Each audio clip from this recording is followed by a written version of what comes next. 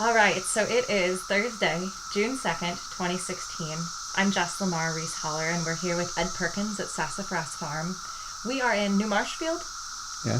New Marshfield, Ohio, in Athens County, and we are joined by a chorus of 17-year cicadas. Cicadas. And you can probably hear them in the recording despite our best efforts, so I think it's some wonderful context for what we're doing today. This interview is a part of the OFA Food Farm and Movement Memory Project. So, Ed, just to start off, can I have you say and spell your full name for the record? This is the most formal we'll get, I promise. Ed Perkins, Perkins. To start us off, can you tell me a little bit about where and when you were born? I was born in Canton, Ohio, in 1946. What was your childhood like? It was a very nice childhood. My parents lived in Canton in a big old farmhouse, which had a nice yard and was adjacent to a city property which housed the City Art Institute and Players Guild, so there were nice grounds around that. So even though we were in the middle of the city, I had my own little park space to play in which I spent most of my childhood playing there. What kind of things were you interested in as a child? I don't know, I was a typical boy. They like to play war. Don't put that in the interview. What was your school years like? High school, junior high? I was typical, I guess. We walked to school, no school buses. What did you think you wanted to do with your life as a high schooler? I don't think I had a clear vision of what I wanted to do until about my senior year. Was farming in the picture at that time? That's when farming came into the picture. Can you tell me about that? Well, as we were growing up, my parents owned 10 acres of land in the country outside of Canton, which we used as a retreat for our family. There was a cabin there with no electricity, and we kept a pony, and there was woods, and there was a neighboring farm. And my parents' motivation to get this place was this was the 50s and the polio epidemic. And they were afraid of polio being spread, of us hanging around the neighborhood, going to city pools. So they bought this piece of land to get us out of town for us kids to play in. So throughout my childhood, we went to the land, roamed the fields, played in the woods, rode the pony, played in the creek. All this kind of outdoor stuff was my childhood. Also, I was in the Boy Scouts, and that's all outdoor stuff. Camping, hiking. So pretty much outdoor centered my entire childhood, even though I was born and raised in town. I was very fortunate to have an outdoor country experience, even though I was raised in town. Do you remember when you first started thinking you might want to become a farmer? How did that happen? Yes. Well, my parents owned this little plot of land, but the city was encroaching and houses were being built up, and they wanted to continue to having an outdoor place but more remote, so they sold that piece of property and bought a whole farm in Carroll County, Ohio, which was a little further from Canton. And they did this when I was a senior in high school. So we made this transition to the farm, which I will refer to as my parents' farm, although they continued to live in Canton. But they had this farm as a retreat and a giveaway place. So I started hanging around the neighboring farmers. I was a teenager, senior then, and this is dairy farm country. So I would help the dairy farmers milk and make hay and do stuff like that. And I actually worked a couple summers on the neighboring farms. So it was that, at that point when they got their farm and I started hanging around the neighboring farmers, is when I thought I'd liked farming and would like to do that someday. Was organics in the picture at the time? No. These were all conventional farms. I was not really considering organic initially. Didn't think about it. But when I went to college, my inclination first gravitated toward botany. So I took botany classes. and then ecology. This was the 70s, the beginning of the environmental movement. And I took ecology class, and that was very interesting to me.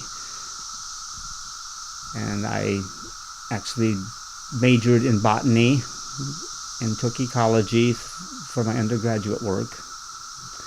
And organic farming just kind of follows along with that. Where were you for college? I went my first 2 years at Mount Union in Alliance, Ohio. And then I transferred to Ohio State for my second 2 years. I'm curious if you can tell me a little bit more about the ecology education you got at Ohio State in the 70s. What were the critical issues at the time? Strip mining, phosphates in the water, air pollution, ozone came along. So those were some of the global warming, not so much at that time. Was this stuff new for you, or had you been raised kind of as an No, environmentalist? it was pretty new. I was not, I was raised in the 50s and 60s. People were not aware of this kind of stuff then. Why did it strike you when you started taking those classes in college? Well, first of all, I was always an outdoors boy, liked nature. And then I learned, whoa, we're screwing this up.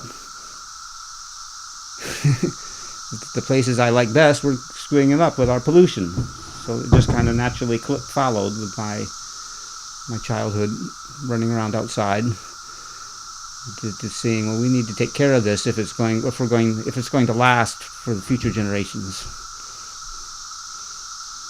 Do you remember when you first made the connection between agricultural practices and health and the environment? Well, it was in my college years. At Ohio State, I was in the botany department and took botany and ecology classes, but I also had this interest in agriculture and farming. So I took some ag classes at OSU also. And of course, that's big time chemical.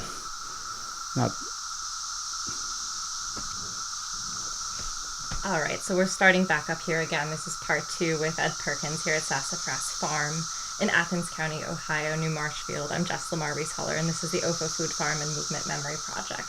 So I'm so sorry, when we had to stop, Ed, you were telling me about what first clicked for you in terms of the connection between agricultural practice and environment and health. And you were Okay, talking about I was OSU. at Ohio State majoring in botany. That was my major. But I was also taking some ag classes, and I was probably the only botany major who did that. They probably thought I was crazy. Why do you want to go over to that other department and take those classes? But anyway, that's what I did.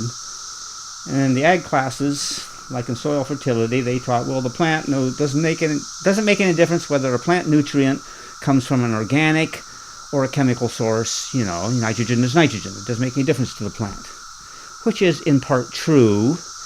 But then it makes differences to the soil and other things, and I'm starting to learn these things. Says, okay, you're right, but there's more to it than that. So that's when I started thinking more about organics and how we can farm but be with more care for the earth, to less pollution. But I continue to take ag classes because, that's the fundamentals. NPK is NPK. Plants need it, wherever it comes from. But how can we provide this in a more environmentally sound way? Was that ever a part of your official curriculum in terms of organics? No. I didn't take any classes in organic farming, ever. I'm just, I started reading stuff too and starting putting all this stuff together. What did you read? I'm curious if there were particular books or periodicals that stood out for you. Getting back to when I first got inspired about farming, and I was a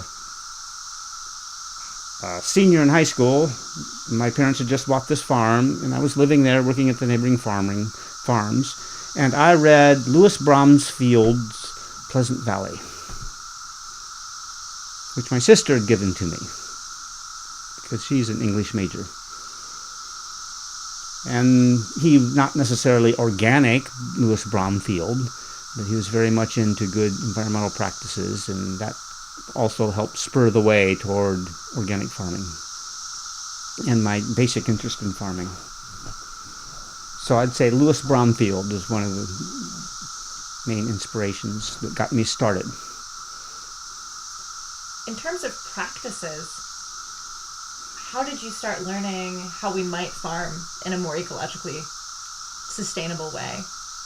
Were there people who taught you? Were there networks or channels you turned to? Well, the main network for us is OFA. But in the early days, this was in the 70s, was OFA around then? No. Basically, at first, I didn't.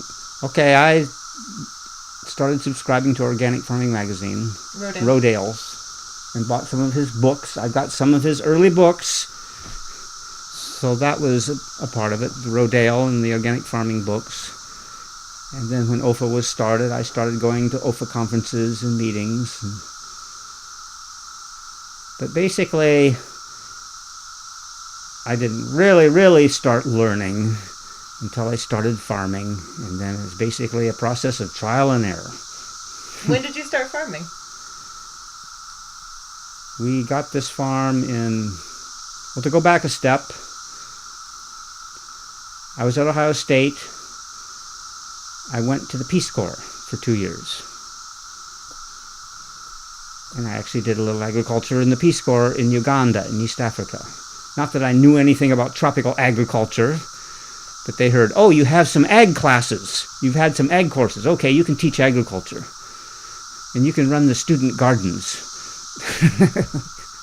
What was that experience like? Oh, fantastic. So I did that. In Uganda at our boys' school. And then when I came back, I ended up down here at OU in the master's. I got my bachelor's in botany from Ohio State. And then I was in the Peace Corps, and I came back, and I came down here for a master's in botany. What did you think you would do with that degree at the time? I thought I'd probably get a job. Teaching junior high or environmental protection agencies or departments of natural resources or something. But in my second year at OU in the botany department, I met Amy, my wife. She had also come for their master's program. And we kind of hit it off, both liking the outdoors and going hiking and collecting wild asparagus. Oh, Ewell Gibbons, Collecting the Wild Asparagus. That was another book. So at that point, after I graduated and got my degree, she had found a teaching job here in Athens, because she previously had a degree in education, so she was qualified to be a teacher. And I had a degree, and I had put out some job applications, and nothing came through, and I wanted to farm anyway, and we liked it here, so okay, I abandoned my job search, and we stayed. And we instead started searching for a farm. And this was we got married in 1973.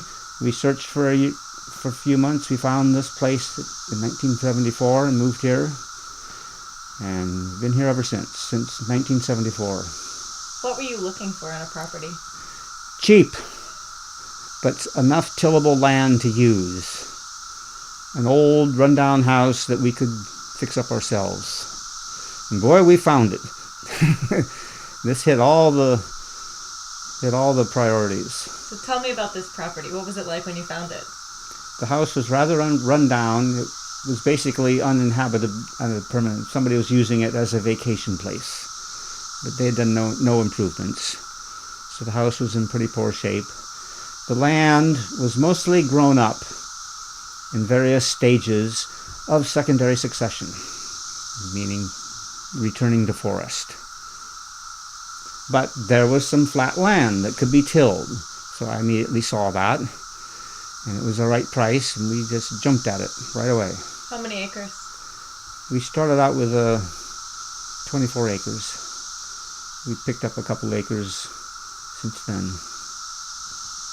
Were you influenced by the homesteading movement and back to the land Oh, literature? definitely. That was the 70s was the back to the land movement, and a lot of college kids were going back to the land. And Athens was particularly a center of that. And there were and still are some communities founded by back to the landers. So we were pretty much part of that movement. A lot of them didn't last. We're still here.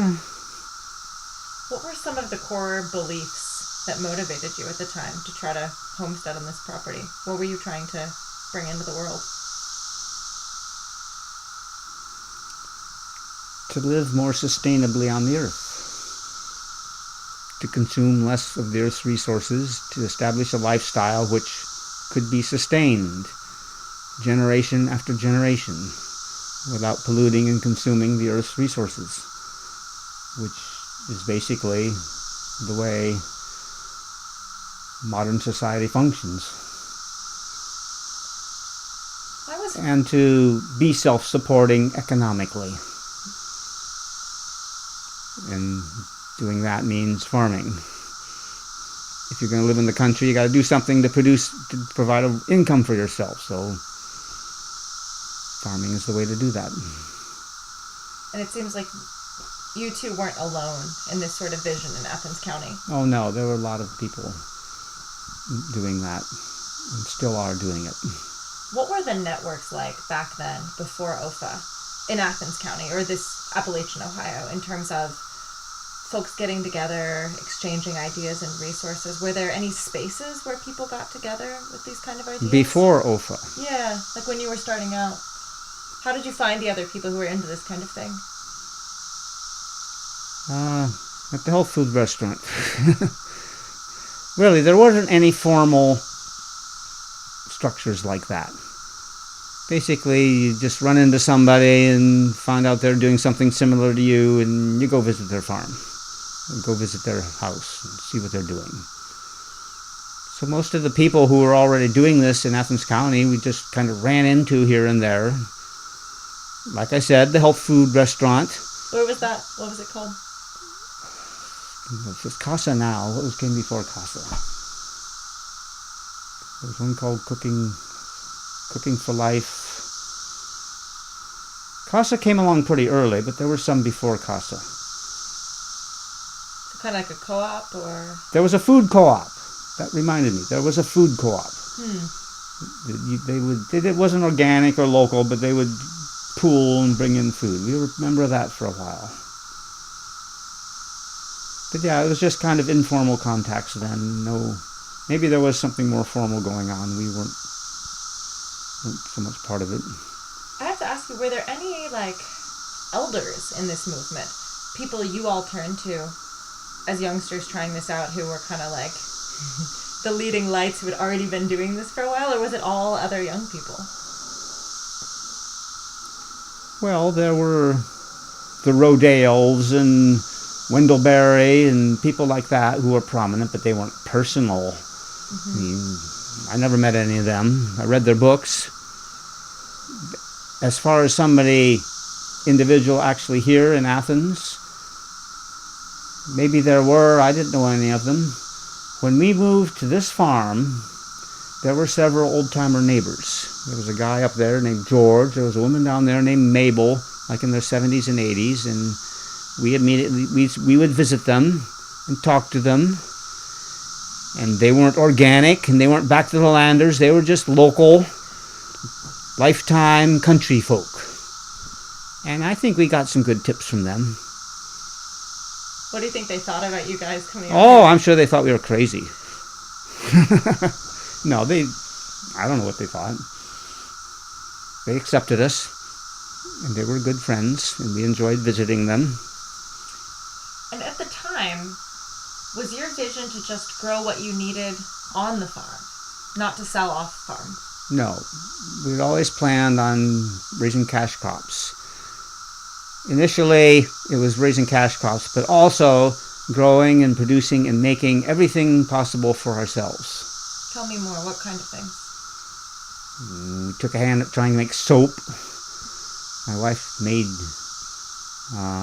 tempeh. She made wine. Just more doing stuff like that, doing stuff for ourselves. And I must admit, over the years, a lot of these self-sufficiency efforts fell by the wayside, and now we just concentrate on raising cash crops and using our money to buy things we don't produce ourselves. Kind of part in the economy, part outside. We're part, you start out thinking, wanting to do everything for yourself, not buy anything from anywhere else. And I see young people doing the same thing now. They want to do this. And it's fine. It's a wonderful thing to do. Do it. But after so many years, your vision kind of expands and, well, there's somebody at the farmer's market or someplace else doing this. Why should I try to do it myself? I'll just buy their product from them. Like, we don't raise meat here. We don't have any animals. We don't have eggs. But we buy them locally from the farmer's market. So as long as we try to plug in to the community and support other people doing similar things as we are, but they're specializing in products that we do not have. But either way is fine. Just to be more sustainable even on your own personal life, or to be part of the community and to get things from other folks in the community. Was this a spiritual practice for you and your wife, coming here to do this work? Well, yes and no.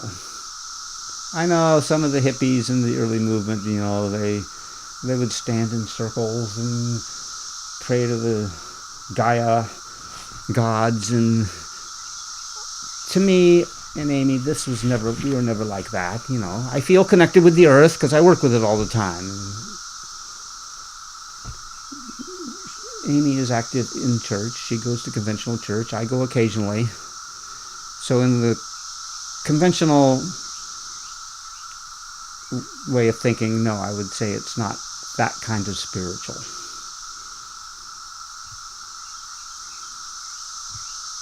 And a lot of people around here do see it that way. Well, that's fine. They can do that. I'm part of the earth, whether there's any spiritual connection there or not. Where did the name Sassafras Farm come from? Because there were sassafras, and still are sassafras trees growing all over the place. And like I said, all the fields that are cleared now were grown up in various stages of secondary succession, and sassafras is a prominent tree in that new trees coming in. So we were clearing land. We had bulldozers hired to do some of the clearing. I did some by hand, and it was smelling like sassafras. So that was the natural pick of name. Can you tell me a little bit about how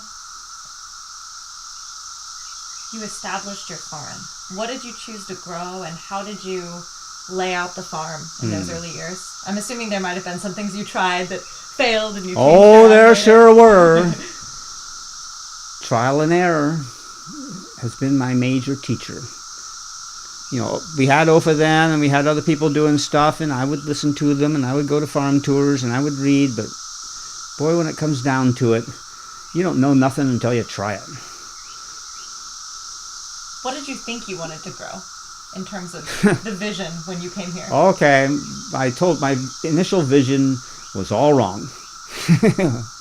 My only true farming experience was in Carroll County on dairy farms. So I was making hay, I was milking cows. I never particularly wanted to go into animal agriculture because I'm a botanist. But I liked grain. I liked the grain fields.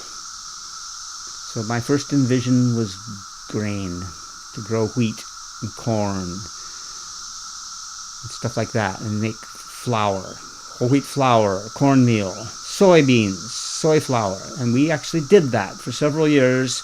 I had little fields of wheat and corn and soybeans, and I had an old clunker of a combine, which I harvested with, and I set up a grain mill to grind the flour, and that's where I started from. No veggies at all? Well, we had some veggies. The veggies started small. That, as your question was, my initial vision, and that was it. What happened to the vision? Yeah, it was a total failure. I got very poor crops.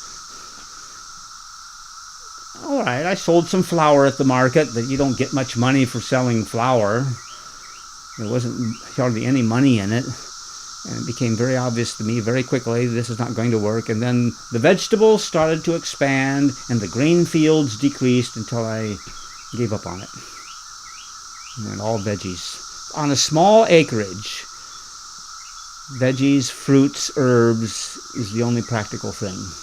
Grains are totally impractical. You need big fields of grains, volume, to produce enough grain to be of any significance. So that was, I don't know what, that was pretty stupid to try that. Was it sad for you to have to transition? Was it what? Sad for you to transition from the grain? Oh no, I'm glad to get rid of that combine. That thing was a killer. I don't like mechanics particularly, and to have to deal with this monstrous machine, good riddance to it.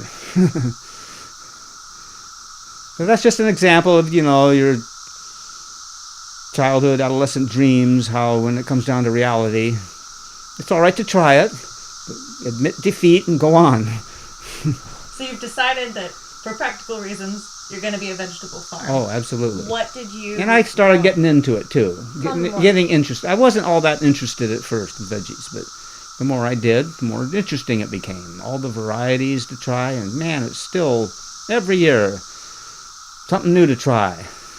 What did you try early on? What kind of vegetables would you grow? Well, the key to all this is the Athens Farmers Market, which is a very good market. If you're ever here on Saturday, check it out. And it was established early on in the 70s. It was around.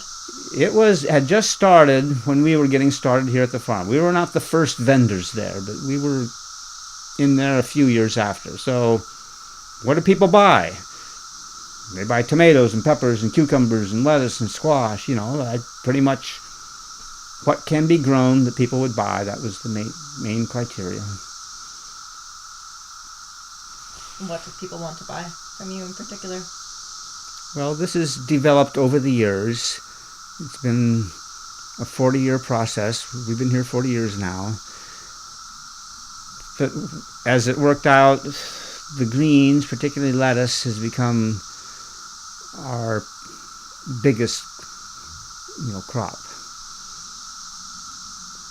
So we grow a lot of lettuce, a lot of different varieties of lettuce, and other kinds of greens and herbs. More recently, arugula and cilantro.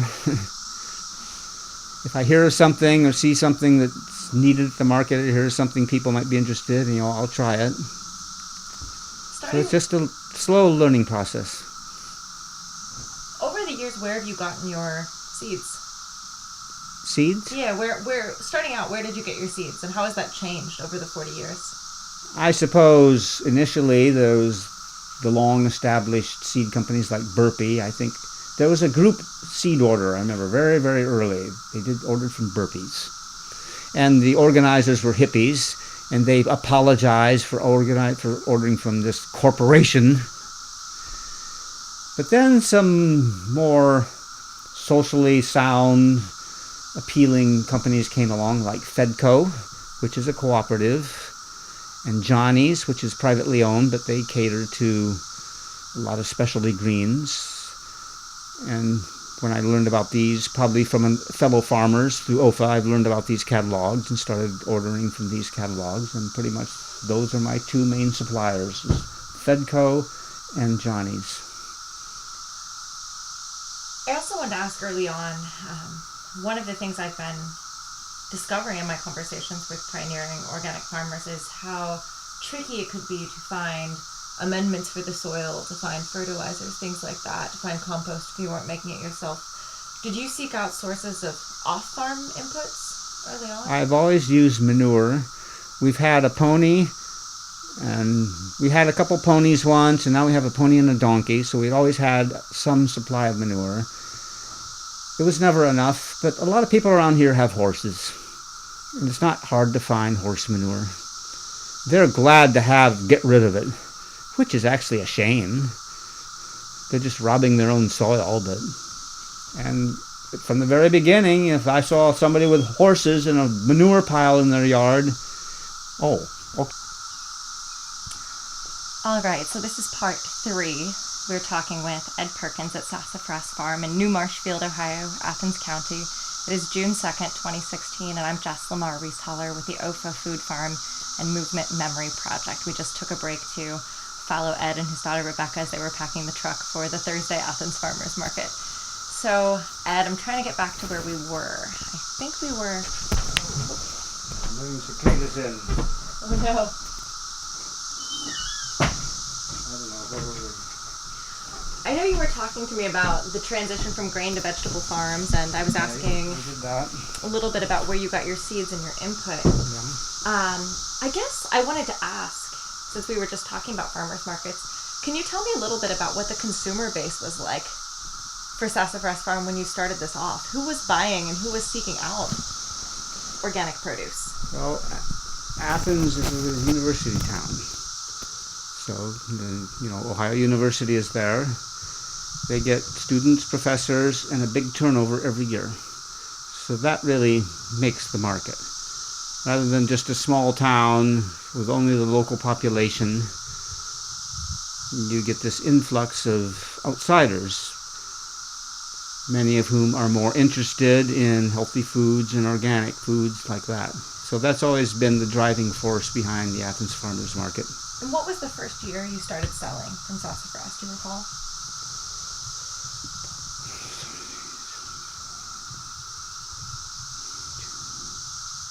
Was it before OFA? No, I think OFA probably started around then. I think it was around 1980. Were people seeking out organics in particular? Some were, even back then. What was that like? Do you recall any interactions with early customers who were excited about what you were doing? Well, back then, I wasn't the biggest grower. And like I told you, I started with flour and grains. I remember our early days at the market. There was another guy who doing organic and growing vegetables, and just seeing crowds of people around his stand. Who was this? John Thorndike. What made him so popular? Because he was the only one with lots of organic vegetables. And here I am with my bags of whole wheat flour and something, you ask why I did the transition, it didn't take long to see that. Seeing my piddling number of customers I'm getting and the crowd of customers over there. As far as interaction, I wasn't getting a lot of business. There wasn't a lot of interaction. But then I gradually started to transition and customers started coming. Now I'm one of the big ones. Now they crowd around my stand. When did certification become a thing for organic growers in Ohio, or for you? I suppose in the 90s. At first it was not mandated by the government, and there was a volunteer certification program OFA had, and I did that for several years. Then it became mandated by the government. The regulations became stricter. The paperwork, the bureaucracy got thick. And I don't care for that kind of stuff. So I quit. So you had been certified? Just when it was OFA's own unofficial certification program. I never did it under USDA. How do you feel about the National Organic Program? I consider it basically a good thing and necessary. Not anybody can claim their stuff is organic and get a premium price for it unless there's some verification. But it's mostly important for those who do a lot of wholesaling, restaurants, supermarkets. If a supermarket wants to sell something as organic, there needs to be some kind of verification. Now at a farmer's market,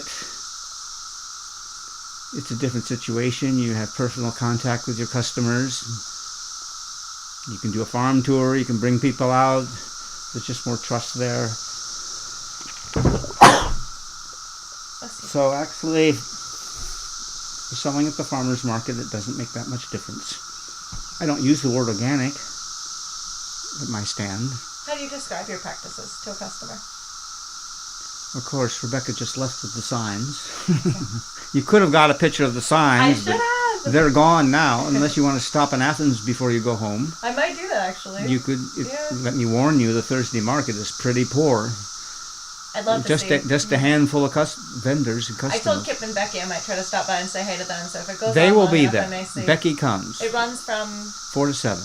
I would strongly recommend you. At least you can get some pictures. Absolutely, that would be great. Green Edge, my stand, Rebecca. And is that a fairly new market, the midweek market? This is the third year we've tried it, and still it's not doing very well.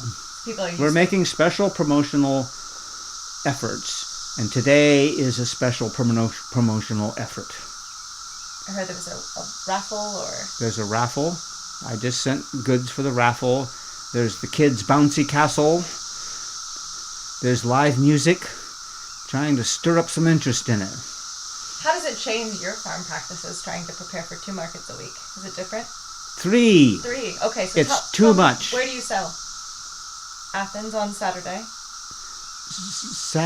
Wednesday and Saturday 9 to 12, Thursday 4 to 7. So there are 3 a week in Athens. 3 a week. Athens Farmers Market. There are other groups have farmers markets also. Have you ever sold further afield than Athens, or has Athens been sufficient? Athens has been sufficient. I've never, not that I can think of, ever sold very far. Plus the restaurants, not Casa isn't taking anything from me, but Village Bakery, have you heard of Village Bakery? They take it. The pharmacy, I just told you, pharmacy. There's a new girl with a mobile food kitchen called Chelsea's Real Foods. I've had it. You've heard of it? I've had it. It's good. Good. How did you hear about her? She's pretty new. I think she may have come to... She's been to the OFA conference. OFA, yes. Yes, she comes and vends at the OFA conference. Okay, perfect. Anyway, my produce is on that truck. Wow. So those are the places I'm selling to now, but they're all in Athens. I've never had to go further afield. So, speaking of further afield, could you reflect a little bit more on how you became involved with OFA and what that network was and what it did for you as someone starting out at Sassafras? How I got started was through the local people. Other people were involved in OFA at first. I was not involved. And then they started having meetings and farm tours, and then I started connecting up with that.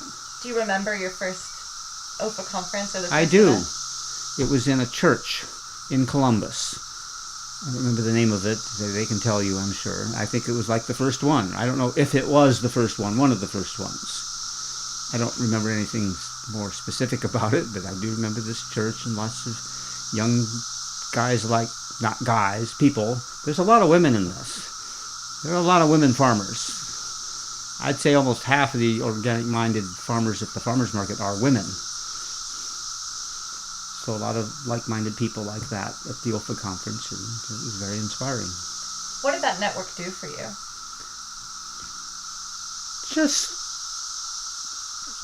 It's just nice to be around other people doing the same thing, getting to talk to them. And that was both at the conference statewide and plus our local chapters.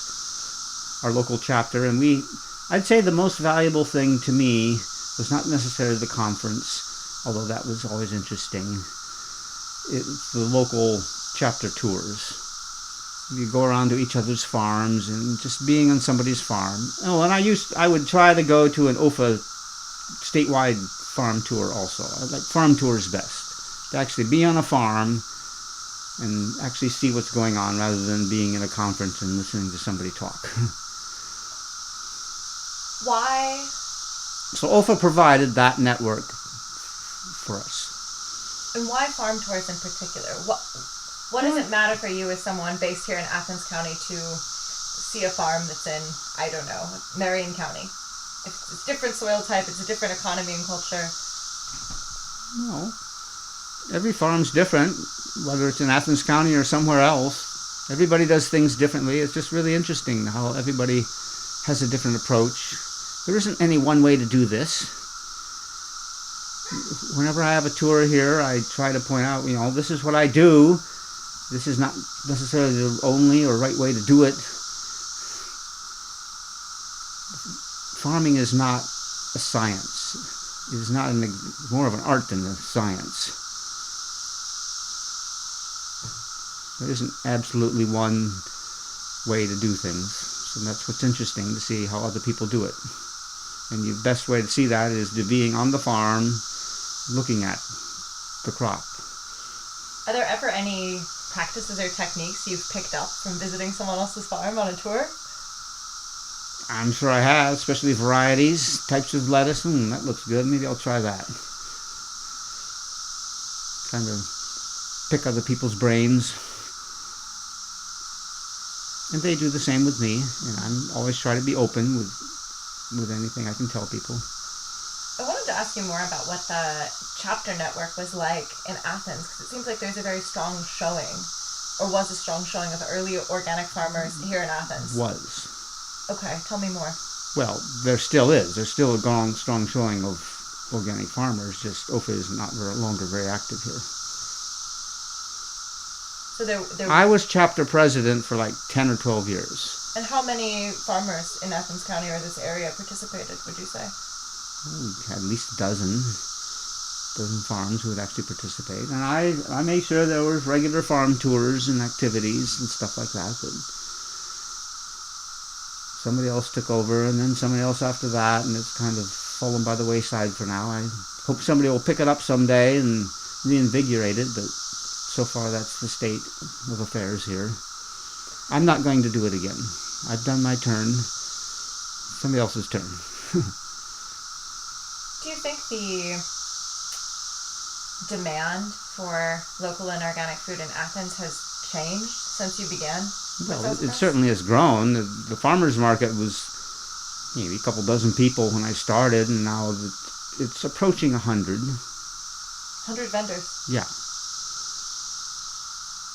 Officially we're at 82, but 80-something.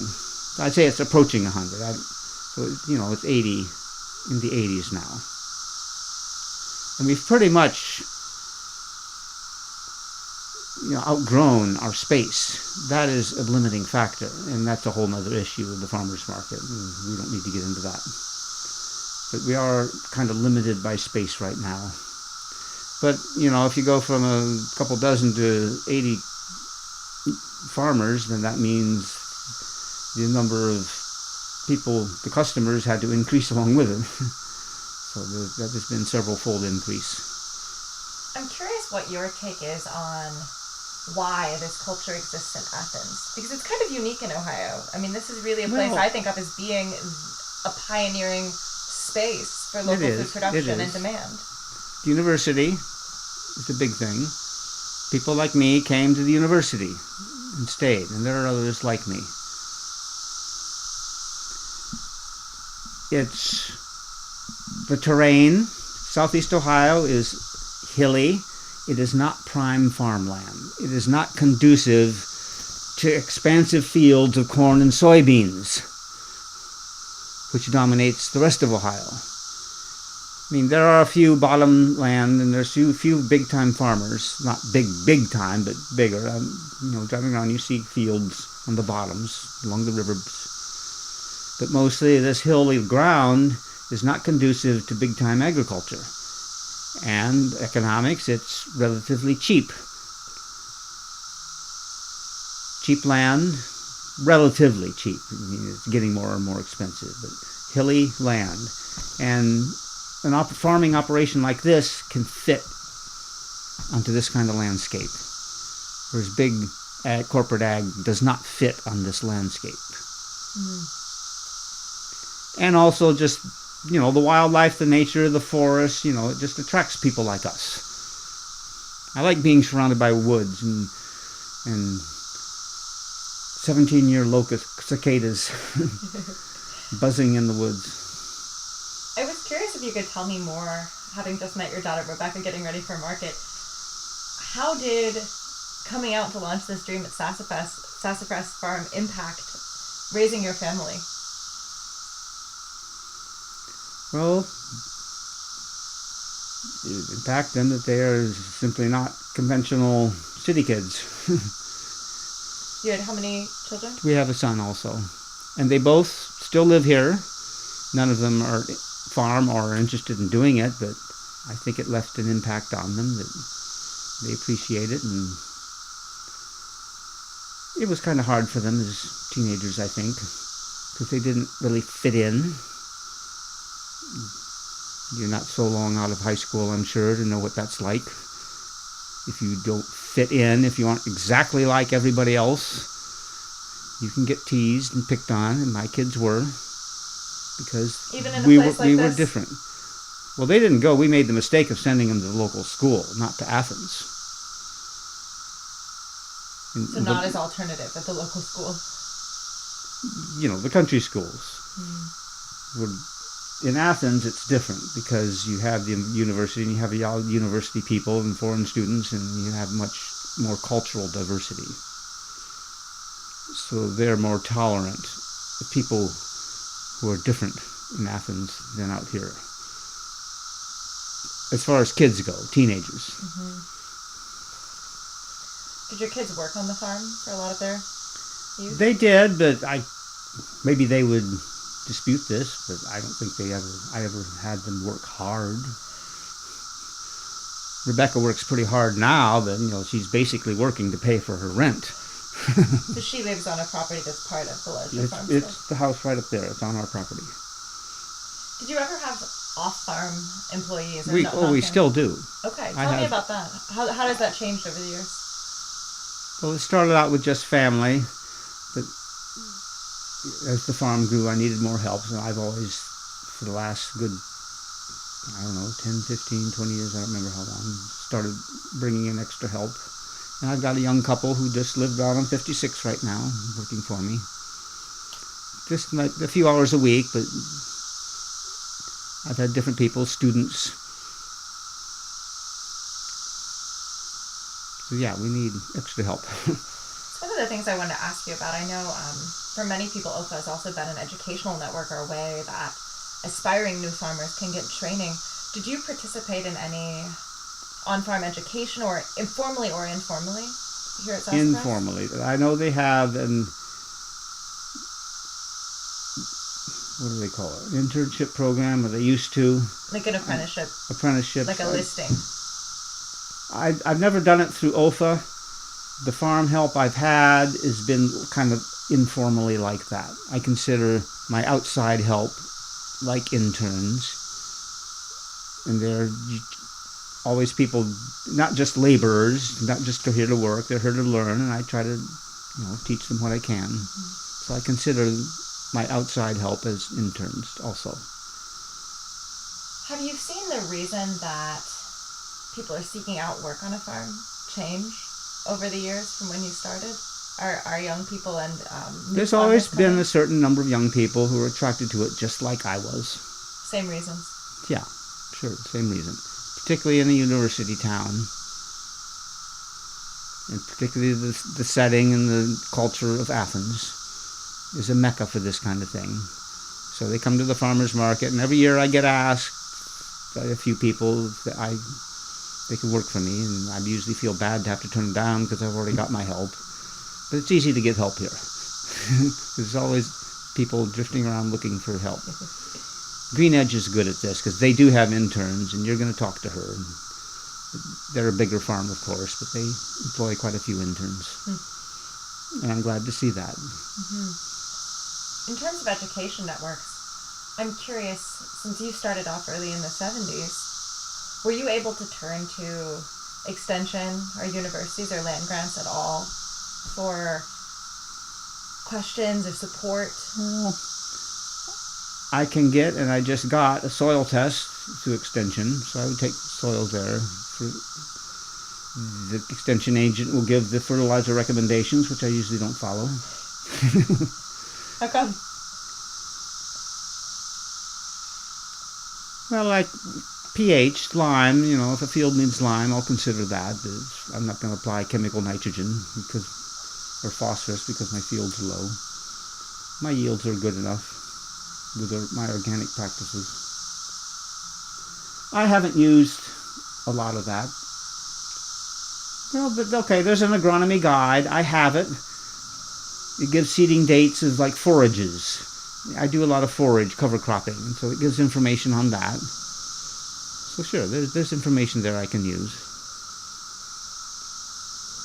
What were the biggest struggles you faced in the first maybe 10 years of doing this? Challenges, either from the farm or from the kind of wider world's perception of what you were doing? Anything that comes to mind?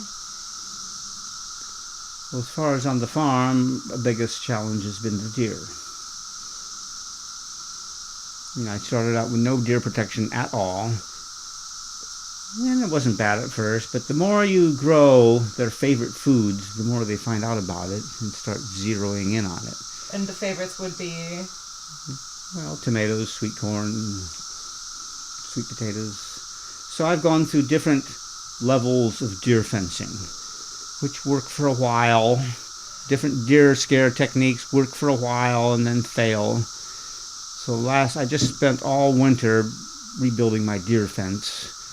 It's still not done, but I'm hoping when it's adequate, it'll be adequate to keep the deer out. So that's been a big challenge, is the deer. You can't grow anything around here without some kind of deer fence or something.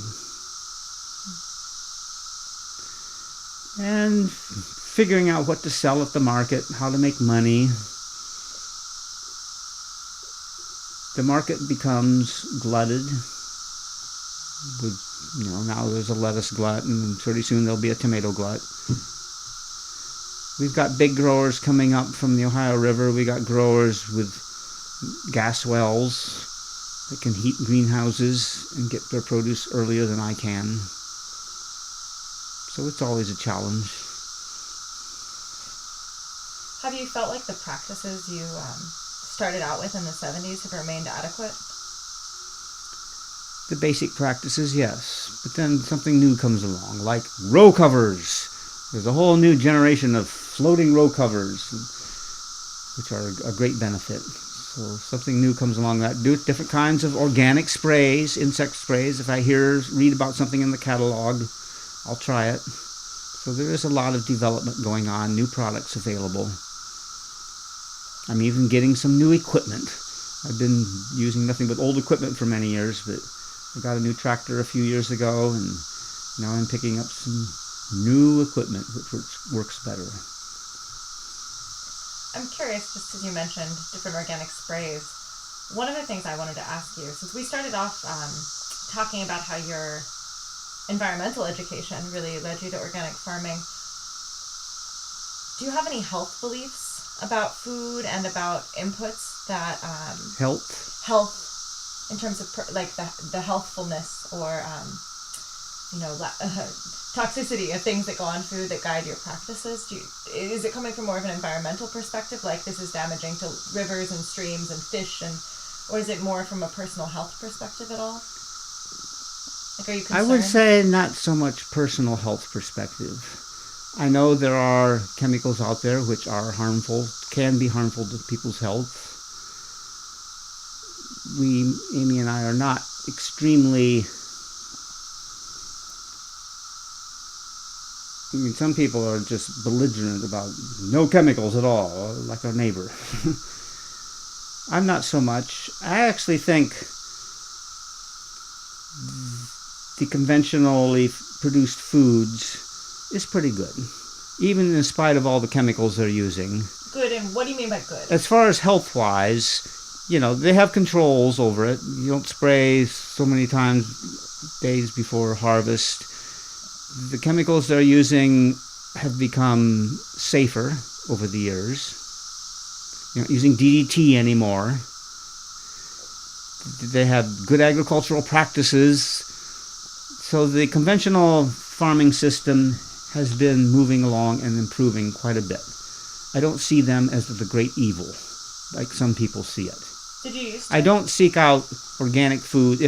I buy local. If there's something I don't have, I'll buy it at the farmer's market. I'll buy from a chemical farmer. If they're local, I'll buy it. I'll buy from the organic farmers, local. I'll buy from both of them. My biggest motivation was more environmental than health, because these chemicals are running off. The nitrogen is running off the land and going into the ocean and causing algae blooms. And I'm sure you know in Buckeye Lake, nitrogen going, phosphorus is the main one doing that. It's polluting the lakes. And so it's more from an environmental point of view, which I chose the organic practices than the health. And there's room for both. I'm curious what you feel like are the greatest environmental challenges or concerns for you on this farm now in 2016. Greatest environmental challenge? Like, are there things you're really concerned about in terms of your own practices or in terms of what you face farming in this environment? Maybe you have it all down pat after 40 years, I don't know. Okay, my goal is sustainability. Organic and sustainability are not the same thing. Tell me more. Well, we're having big corporate organic farms now. And what do? They buy organic fertilizer, put it on their field, and they call that organic. Okay, it's organic, but still they're using an outside product. They're mining that manure or something, making fertilizer. It's not necessarily sustainable. So I concentrate more on cover crops, which I can grow here. Nitrogen fixing cover crops. I'm actually trying to create my own fertilizer here on the farm. But I do haul in outside manure. Well, it's available. It's going to waste. I might as well use it. But in an ideal, sustainable world, that manure would not be available, because that manure would be going back on the fields where the horses are living. So I'm mining somebody else's farm. So that's a concern. I use a tractor. The tractor, it's a diesel tractor. I have been able to get biodiesel made from restaurant grease. There was a guy making it, but with the low price of oil, with fracking, shale oil, the price of oil's gone down, and that's pretty much driven those kind of operations out of business. It just isn't worth it. You know, at a high price, this kind of alternative fuels, there's an economic incentive to do it. With the low price of oil, I can no longer get biodiesel. So I'm just running on oil to farm this farm. So the big concern, what is going to be the supply of fuel for tractors in a sustainable world? And cars, of course. I don't know. I just have to get by, so I'm buying oil. Is fracking a concern down here? In Athens County, there have been no shale gas wells drilled. However, we are getting the injection wells for the waste. I thought someone told me that. I was curious. Yes, there's like 4 or 5 injection wells now. How is that happening here? Seems like this is the wrong it's cheap. place. It's cheap land. There's some and it's allowed. You know, the Ohio Department of Natural Resources controls it. There's all kinds of protests to no avail. Unless the Constitution of Ohio is changed, legal challenges will not stop it. You would have to change the Constitution of Ohio so the community can say, we will no longer accept injection wells. But now it is legal and it can't be stopped. How do you feel? I don't like it. I don't want to see. I think the shale gas and coal and all should just stay in the ground. And we should be full force ahead in developing renewable energy. We've got solar panels out there, produces our electricity, but I'm stuck on oil. Because the alternative If the price was high, then that would stimulate the renewable fuel industry like biofuels. But the price is too low because of cheap shale gas and oil. So scarcity would make it more possible to be sustainable. Correct. So that's my big concern there. That's my major opposition to shale oil, because it has just dampened what was a push for renewable energy was happening until they started fracking. I want to push on you, and I don't want to pick on you, but push a little bit further. As someone who's so committed to sustainable practices, but who has to be tied to an oil economy. Yep. How do you live with that? I mean, everyone lives with that. Well, everyone lives with it. How'd you get here? I'm not saying I'm clean of this by any means. I'm just curious how you sit with it in your own life. It's just a necessary evil. That's it. There are some things that I cannot change. They will have to be changed at a society-wide basis. And if I want to produce at this scale, then I have no choice but to use oil. I can't do all this by hand. A much smaller operation could function, like this young couple I told you about down in 56 is trying to start a farm. They're not going to use a tractor. They're doing all handwork. And this is for ideological reasons. Yeah. And it can be done, but on a very small scale. Can you make a living off that?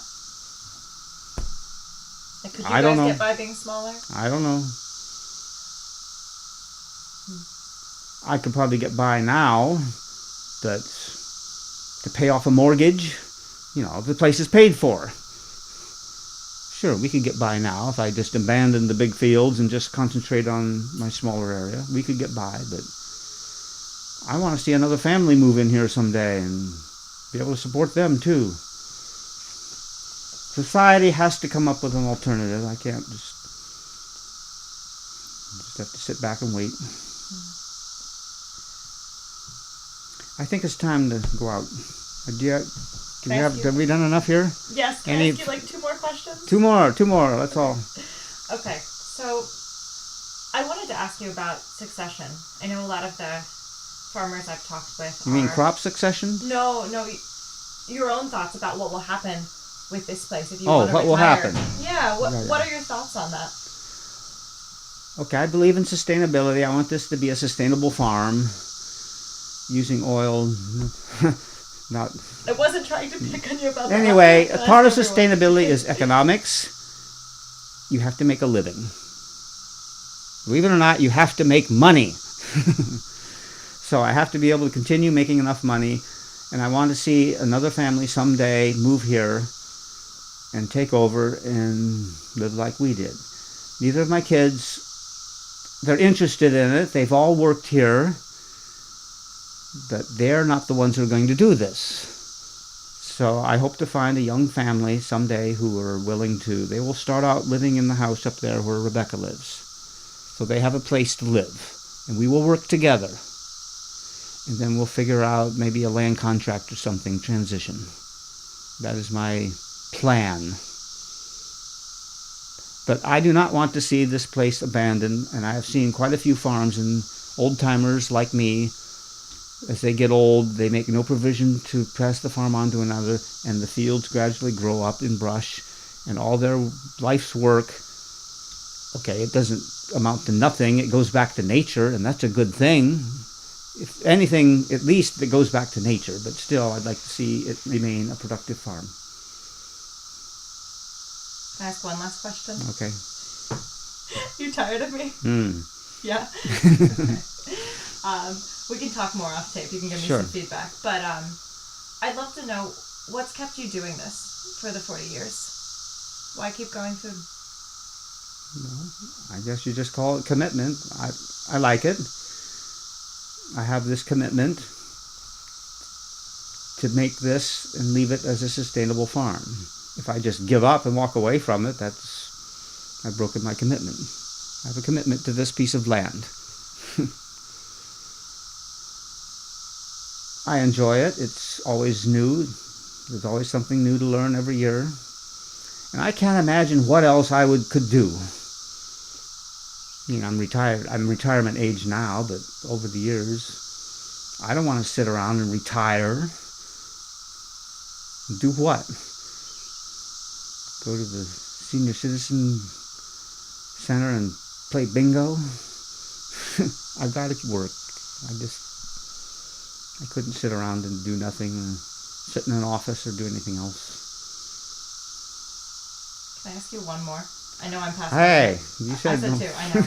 You can cut me off. It's okay. Shut it off. Okay.